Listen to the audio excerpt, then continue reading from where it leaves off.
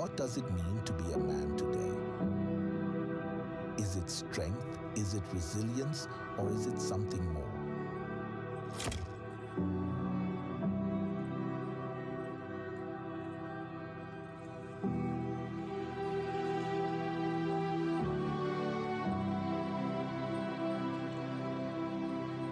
Hidden beneath the surface, stress, rejection, and the weight of expectations. These are battles fought in silence. Hey, bro. Hey, what's up? I feel like you make door. Why, what's up? Yo, Bobby. Bobby, yo. Why, what's up? I call you like 3 times, don't remind me. It for be hard, though. Like, me so it for be hard, Charlie. Boy, is the soon now, it for be hard. Kobe, is everything okay with you? Kobe, say it. What if men could openly say, I'm overwhelmed, I need help? What if vulnerability was seen as a strength, not a weakness? Join the Say It campaign.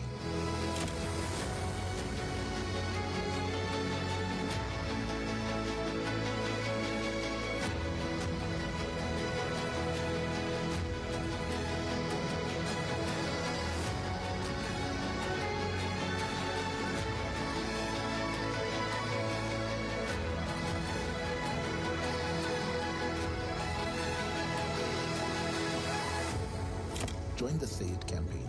Pick up your phone and record yourself encouraging any man you know by using their day of birth. Hi Kweku, I know you're going through a lot right now. You feel like the world is against you. You feel like you're alone. You feel like you can't do this anymore. I'm here to tell you that we are here for you. I'm here to tell you that you should confide in someone. A problem shared is a problem solved. Don't feel like you're alone. You are strong. You are bold. You are resilient. You can do this. Share your problem. Let people help you. Share a story. Help redefine what it means to be a man. Together, we can create a more understanding and supportive community. Because every voice matters. Say it.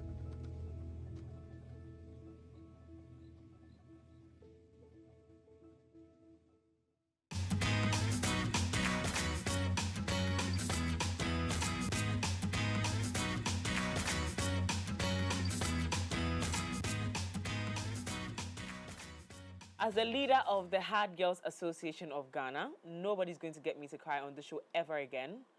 The last one was the last time you saw me cry, okay? So yeah, just to say to the people that tried to get me to cry this morning, and that is what we're about to talk about right now this morning on the show. The video that I just played is a campaign that I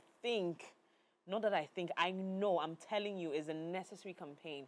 And I'm not saying this because I have the team here to have this conversation, but I think that the people that suffer in our society the most are the people that we the society, has placed the highest expectation on. And this morning we're talking about the Say It campaign. And this time we're focusing on the male gender. Kwame, say it. Kofi, say it. The t-shirts in the room, it's giving me all the names. Kofi, Kweku, Kwame, Kobe, Kwesi, Kojo, and Yao. Say it. Wow.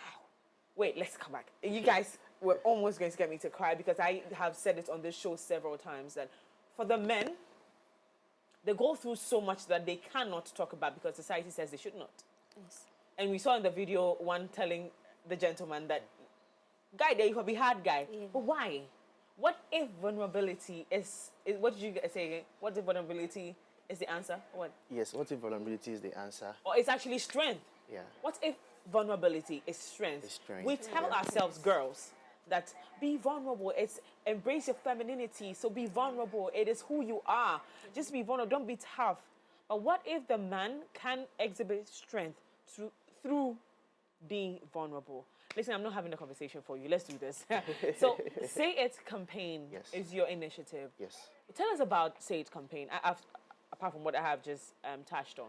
Okay, so Say It campaign is, thank you very much for having us. And it's a pleasure. A lovely greetings to your wonderful viewers. So, Say It campaign is an initiative that's organized by an upcoming group called ReachNext, where we are preaching a good gospel of men's mental health awareness, where we are saying that men has a huge crisis at hand right now, and we need to we need to deliberately talk about it. So we came up with a campaign called Say It, where man can openly see whatever they are going through. Because of the roles that men play, be it political or whatever, there's a lot of pressure on them, and there's this societal stigma that also pushes men not to really come out. Just like as you said, what if vulnerability is a strength? But unfortunately, with men, vulnerability is a weakness. Immediately you are vulnerable, the street will say you are being soft. And ladies will be like, ah, nah, it's this idea. I like soft man. But you cannot protect me. Yes, but this goes a long way in causing a lot of damage to guys. Because you see, in as much as guys are very strong, inwardly, a lot of guys are struggling. And it needs to be talked about. So we took up the initiative, and we are saying that, okay, let's create that room. Let's have that open conversation about it. But in doing so, we need to first let men know that they are not alone. So even though we are doing the campaign, we also came up with a challenge where we are saying that using the days of the week from Monday to Sunday, saying that Kwesi, just as you are saying, Kwesi, Kweku, pick a phone, tell us a story of a guy who probably went through a crisis period but was able to make it. And strengthen the person. Tell the person, you are not alone. You can do better. You can make it. Be strong. Keep on going. Then tell the person. You might not know anybody, but you doing that, it can change your life. Ever since we started this campaign, we've had a lot of people come into our DMs and thanking us that this is what they needed. Immediately, the first time we posted the video, one of the things somebody said was like, this is exactly what I needed. No. I really needed this. What? I really needed this. Yes, that's what they said. Yeah, because the thing is, guys don't talk. We don't talk. I have been there before, and unfortunately, I'm a guy, so I'm still there. I say unfortunately. No, it's a very fortunate position that society has. Because elsewhere, let me tell you this, elsewhere, a man crying is not a bad thing. Yes. I mean, women look forward to, and I'm saying elsewhere, saying that not in Africa or in Ghana, a man crying is actually a sign of they are true to you. And emotionally, they are connecting with you. They trust you. Yes. A man crying to you says, I trust you to be vulnerable with you. Now, when we come back to just the society talking about men being weak, I think women play a very paramount role in the men showing that masculinity in a negative way, not showing their emotions. Because a woman was like, The thing, I think it's from childhood. You know, when like something happens, maybe a guy falls or something, and they're like, oh, na bema soon. Yes. So that's how, like, we all grew up. We grew up in a community whereby everybody feels like, as a man, you're not supposed to cry. But that is not right. So we are not made of steel. We are all humans. Yes. So if, in as much as a lady I can cry, a man should always be able to cry. Too. And one time we had this conversation on this show, and someone said to me, so where is the man in you when you can cry like the women are crying? And I got where he was coming from. I think there was Ketchet Joshua. Okay. And I was like, I get where you're coming from. But I think that a bit of that also builds trust. Because I know a sister of mine who started dating this guy because the guy was vulnerable. That for her is, he trusts me to break down in front of me. And that's how they solidified their relationship. So for me, I think that because, again, like you rightly said, because society says that strength is shown from the man's perspective. From the woman's perspective, a man that is strong is the man that chests everything. Like, bring it on. I got this. And even when they cannot say that I can't. Right. So why did you choose to focus on the mentor? So we've talked about why you chose the one for men. Yes. So we're not going to generalize it again because this particular campaign is focused at tackling the mental health of men. You have also talked about how the response has been. Yeah. Now, bringing up this initiative, where are we looking at taking it to? To what length? We are forever. Okay. we are trying as much as possible to hit the gong as much as we can. We want it to go as far as it can, because mental health disorder alone, it's a general issue, just like as we said. And we preaching about men's own also creates a lot of awareness. And we want people to understand it. We want to break the stigma, or we want to break the silence Yes. about men's mental health. You should be able to talk about it. People should, you see the way you spoke about Yeah. the guy who could break down at the feet yeah. and said, you see, there's a story we recently had about a wife of a husband who just died. And according to her, she needs help because they've been married for less than a year and they've been tackling a lot of issues. But one day she went to work and came back, and she found her husband dead with a letter. The husband has committed suicide. And she had no idea the husband was going through a lot. So imagine where we have a society where men can easily voice out. And if you could tell men voice out to people they feel friendly attached to. And trust. So if the society doesn't create that environment, it will be very difficult.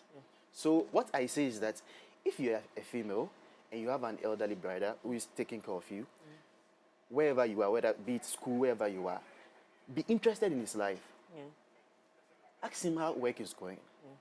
How is he thinking? How are things going on? If it's a relationship, are you okay? It helps. If you have friends and you are mates on the side, be interested in also their lives. When you sit down together, oh, Charlie, how far? How is school going? The last time you spoke to me about a project, they think, how is that going? It helps.